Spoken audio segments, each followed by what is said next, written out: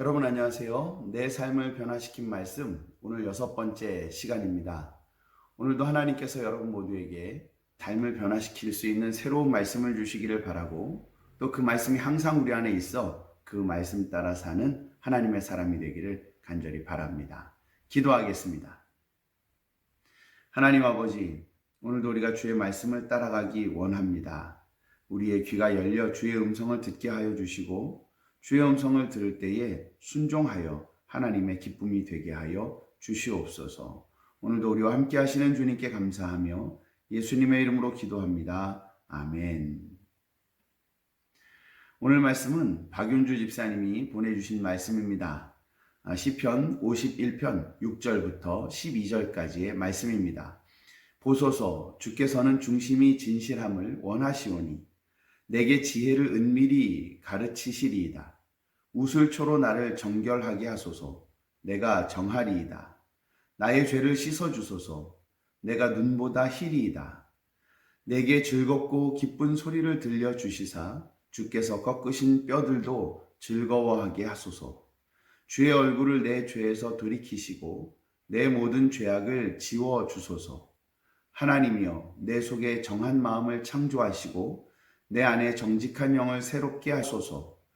나를 주 앞에서 쫓아내지 마시며 주의 성령을 거두지 마소서.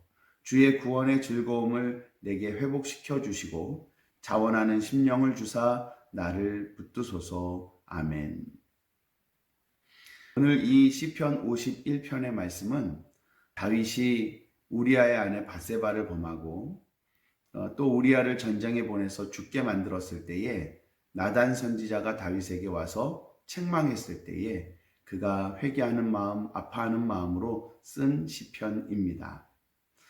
다윗은 참 일평생 하나님을 잘 섬기며 살았습니다. 하지만 이 우리아의 아내 밧세바를 범함으로 하나님 앞에 큰 죄를 짓게 되었던 것입니다. 그때 그가 하나님 앞에 회개하며 눈물을 흘리며 간절하게 기도했던 것, 그것이 오늘 시편 51편의 말씀입니다. 다윗은 하나님께서 자신에게 무엇을 원하시는지 알았습니다. 6절에 보니까 주께서는 중심이 진실함을 원하신다, 이렇게 기록해 놓았습니다.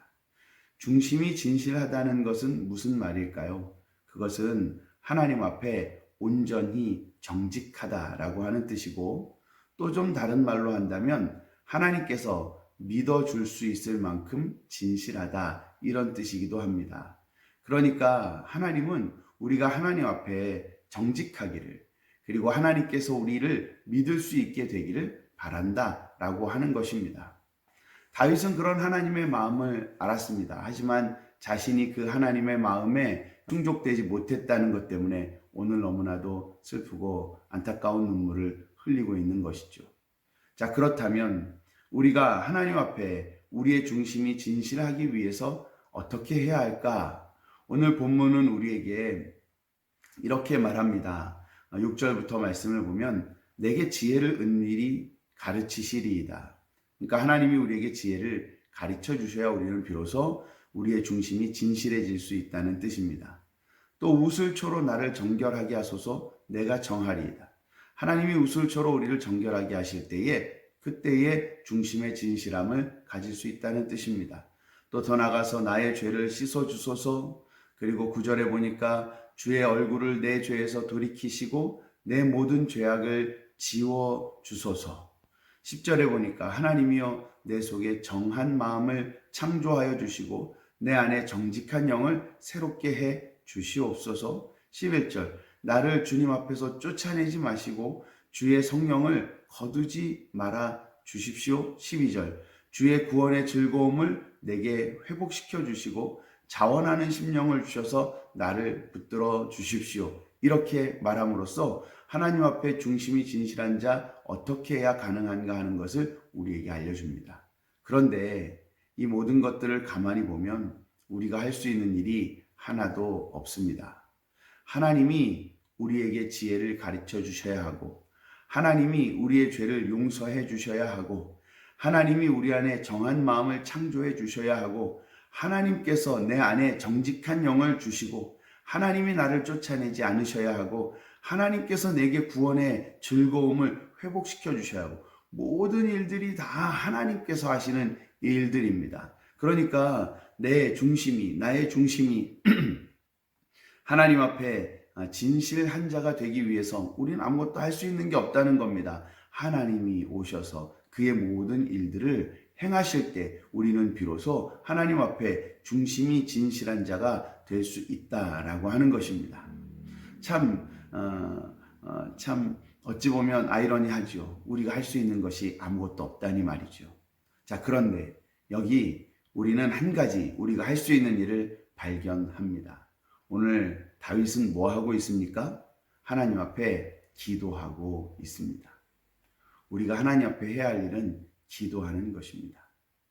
우리가 기도하지 않는다면 하나님의 이 놀라운 역사는 우리에게 아무것도 일어나지 않게 됩니다. 우리가 기도할 때 하나님은 역사를 나타내시고 우리가 기도할 때 하나님은 그의 응답을 우리에게 허락해 주시는 것입니다. 많은 사람들이 기도하지 않으면서 하나님께서 나를 좀 어떻게 해주시기를 바랍니다. 하나님은 우리에게 기도하라고 말씀하십니다. 예수님께서는 마태복음 5장 44절에서 원수를 사랑하는 것과 기도하는 것을 동일시하셨습니다. 그러니까 우리에게 기도하라고 말씀하시는 것이죠. 또한 제자들에게 겟세마네 동산에서 예수님께서 땀이 핏방울이 되도록 그렇게 기도하시는 그 순간에 너희들이 시험에 들지 않기 위해서 그리고 유혹에 빠지지 않기 위해서 기도해야 한다고 말씀해 주셨습니다. 또 바울은 우리가 잘 알고 있는 대로 데살로니가전서 5장 17절에서 쉬지 말고 기도해야 한다고 말했고 베드로는 베드로전서 4장 7절에서 만물의 마지막이 가까웠으니 정신을 차리고 근신하여 기도하라고 우리에게 말해 주었습니다. 그러니까 우리가 해야 할 일은 기도하는 것입니다. 하나님이 하실 일이 있고 우리가 할 수 있는 일이 있습니다. 우리는 우리 스스로를 정결하게 할 수 없습니다. 우리 스스로의 죄를 깨끗하게 씻을 수 없습니다. 우리가 하나님 보시기에 정한 마음을 가질래야 가질 수가 없습니다. 그 일은 하나님께서 우리에게 하시는 일입니다. 그러나 우리가 해야 할 일이 있습니다. 그것은 하나님 나에게 정직한 영을 새롭게 하여 주시옵소서. 나의 죄를 씻어 주시옵소서. 내게 구원의 기쁨을 다시 회복시켜 주시옵소서. 내게 주의 성령을 베풀어 주시옵소서 하고 기도하는 일 할 수 있다는 것입니다. 우리는 지금 기도하고 있습니까? 하나님께서 구하라고 하시는 것들을 기도하고 있습니까? 아니면 기도는 하지 않으면서 왜 아무 일도 일어나지 않는가 하고 생각하고 있습니까? 이제 우리는 기도하기 시작해야 합니다. 기도할 때 하나님의 놀라운 능력과 역사는 반드시 나타나게 되어 있습니다. 염려하던 마음 내어버리고 근심하던 마음 다 내어버리고 우리 하나님 앞에 믿음을 가지고 하나님을 신뢰함으로 기도하기 시작하십시오.